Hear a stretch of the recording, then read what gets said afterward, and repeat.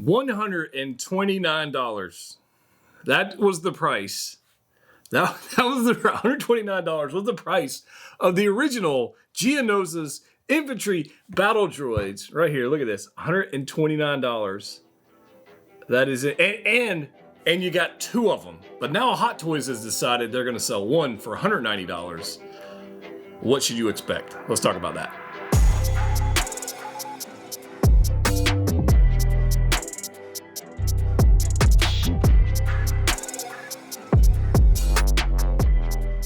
We're back with another video today. I want to talk about the Hot Toys battle droids, the Geonosis battle droids that was just announced on the May 4th celebration, if you will. But I also want to kind of see, for those of you who have not experienced those, what you should expect. And I happen to have the original Sideshow Geonosis battle droids, and they came in a pack of two. In fact, I've got one kind of balled up right here doing its, doing his little thing.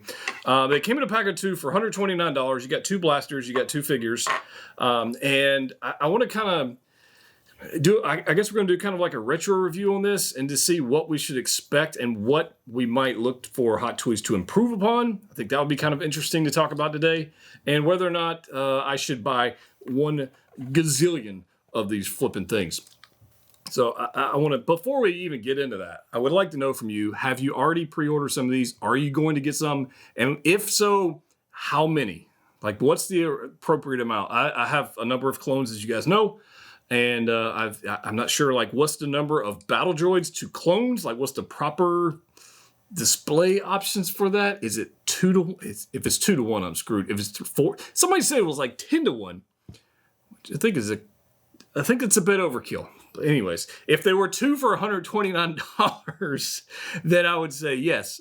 Like, by all means, buy like 20 or 30 or 50 of these flipping things. But they're not. Hot Toys has said, the new one's going to be one for $190. So, that's a thing. So it's a little different army building wise. But to go back to the original Sideshow ones, Sideshow, I give Sideshow a good amount of grief and well-deserved grief. I don't just do it for fun, but well-deserved grief for figures they've released in the past that, did not live up to the expectation. And I'm looking at you, General Grievous, and the just the cape upgrade, and it's just a garbage figure to begin with. But these Sideshow battle droids are straight up some of the best figures they've ever made. It may be the best figures they've ever made. And they're just flipping fantastic. So I want to go through a couple things. One, like I said earlier, you get two if you were to get the Sideshow ones. And this is, from what I can tell from the promo photos and the photos at Secret Base of the actual prototypes of these, this should give you a pretty good idea of what these things are going to be capable of. So they look eerily similar. I got to be 100% honest with you. Although the paint applications are a little bit different, weathering, whatever, advances. But as far as range of motion articulation, look fairly similar.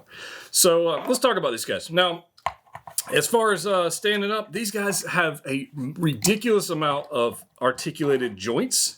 For those who have the recently released IG-11, a lot of the same stuff is implemented in this. A lot, actually. So it's got a lot of cool stuff. The paint applications are just fine for Geonosis battle droids. They did several different battle droids. They did an infantry battle droid. They did a commander, I think. It had like a little pedestal and, kind of one of those things. They had battle droid on STAP, which one of these or both of these guys might end up on the STAP that's coming up for the upcoming Anakin with STAP review, which should be probably tomorrow or the day after, whenever you're watching this.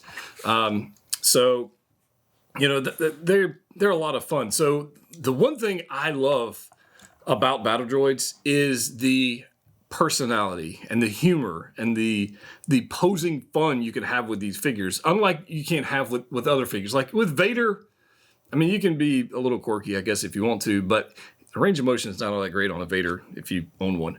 But these guys will do anything. So I want to give you, here's one right here. So I have this guy, and in one of the promo photos, Hot Toys has theirs in like power down mode, right? Power down mode, just like this. So this is the Sideshow one. This is something you can expect, and it will absolutely sit right here in power down mode. Can't say that too well, and looks just fine. And yeah, it works, right? So you absolutely can do that. As far as the range of motion, though, in order to be able to do that, there's a lot of things going on here. So there is a ball joint on the head. All right, there's a ball joint on the head. Right here at the neck. All right, so this is going to be kind of hard to see but right here is a ball joint here at the neck, and it has, you can go wherever you want, 360 on that front, and that goes down to a neck joint right here, and it will go forward and back. Now there's no ball joint at the bottom. It's just a pivot, right? That's all that is. And then you've got a backpack that it evidently is going to come with the Hot Toys one as well. But here's the cool part. This is where I think Sideshow did a really good job with this, and it appears Hot Toy has taken the case and ran with this. As far as the shoulder right here, so let's see if we can get here. This shoulder right here actually flips up to reveal the joint underneath, so you can go way up. I mean, that's pretty ridiculous right there. So there's a swivel right here on the shoulder, right here, right? There's a bend right there on the elbow, which is a decent bend. It's past 90 degrees. There's a swivel on the forearm. And then there's a swivel here on the wrist. All right. And then on top of that, to be able to hold the blasters, there is the fingers are somewhat articulated. Now, this is where I think Hot Toys can do a little better job. On the Sideshow one, the thumb, if you will, the thumb digit is on a ball. Like it's kind of finicky, right? These right here on a single pin or hinge, and then up the fingers at the top, they're also on a hinge, so you can do kind of crazy stuff right here. But the thumb joint that's on a ball, I think that could be an area of improvement. It's finicky. It's finicky. It's not bad. It's not bad. It's just finicky when you want them to hold the blasters. Now, it does allow for a pretty good range of motion on whichever arm you want to do that on. But as far as holding the blasters or pizza boxes or whatever else you might want it to be holding. But the fact that we have a rotating joint at the shoulder and then again at the forearm and then again at the wrist allows you to do all kinds of crazy stuff that you really may not be able to do with other figures. You can see right here, it wants to focus on me, but here we go, right? So I think that's pretty stinking cool. The weathering on it is great. The fragility of it, I think it's a solid figure. I've never had a complaint about these figures ever, other than I just didn't own enough of them. Now on the torso, there's not a whole lot of action going on for range of motion on the torso, right? So you're gonna have just a like slight back and forth. As far as twisting, not a whole lot. As you can see, they're connected right here, and you got a little bit of play. That's about it. Otherwise, you're going to have some breakage, and nobody wants that. And then down here on the hip, again, it does crazy stuff. It's on a ball joint, and there's like a rubber cover, I guess, if you will. Again, like IG-11 from Hot Toys. But it's got like a rubber gasket cover, and it does have some pretty good range of motion on that. And it will go wherever you want it to go, right? And then the knee is straight up double. I mean, that's just on, that's a ridiculous amount of rotation going on right there, right? And then you've got a ball joint and ankle pivot and all kinds of stuff going on the bottom. So range of motion is quite good on these guys, which allow for a lot of fun with posing. One of the things Hot Toys has decided to do is to allow us to store the blaster on the actual figure, and they're doing that via some kind of like clear translucent plastic clip thing that's going to go like right here. I probably won't use that. That kind of takes it out of it takes you out of the scene and out of the universe when you add stuff like that. So I probably personally won't be using that, but we've got a long time to go before we actually have to make that kind of decision.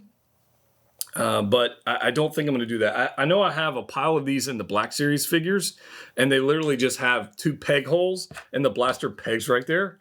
That would have been the way to do it, in my opinion. But I can see why they didn't want to do that. But I absolutely love these guys. I think they're a lot of stinking fun, and I would definitely, if Hot Toys. One, I would like to see an improvement on the thumb situation. These are, for those that don't know, these are 100% plastic PVC. These are not die cast whatsoever. I don't think they need to be. I really don't. But maybe for that extra price bump we're seeing due to time, inflation, currency, whatever it is for that $190, maybe we see a little diecast in the lower leg section like we did with the IG-11, but these don't need it, okay? They really don't need it whatsoever. Have no problem standing. They'll do whatever you want them to do, and as soon as my Anakin with Stap comes in, we'll have some fun with these guys on that display, because I think it'll be a lot of fun. These, I don't know. These are, I like them. The only thing I wish I'd done is I'd bought a lot of them, because 2 for $130, man. I mean, it could be, I could have a flipping army of, anyways, that's crazy. If they were, let me pose this question in the chat. If they were 2 for $190, like the Hot Toys ones, if there were 2 for $190, how many would you buy? Like, would you double your order instantly and go from buying 2 to buying like 2, 4, 8? You know, how would it affect you? I don't know.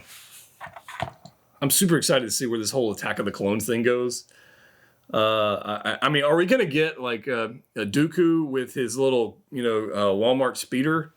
Because that thing was terrible. But anyways, I digress. If you want to pick up some of the new Hot Toys releases and you want to pre-order them with either Collector's Own, if you're here in the States, check out Collector's Own. There's a link in the description below for you. If you're overseas and want stuff day one or second batch, Pop Collectibles, there's a link for it down there as well for you. But this is, I don't know how many. How many should I get? In the chat, comment section down below. How many battle droids should I get, knowing that I've already ordered 10 of the clones? I got 8 of the clones and I got 2 pilots, plus all the 5 of first. How many of these do I need? That's what I want to know. It's gonna be crazy. As always, guys, click what you like. If you haven't already subscribed, please do so right now. Click the button. See you next time.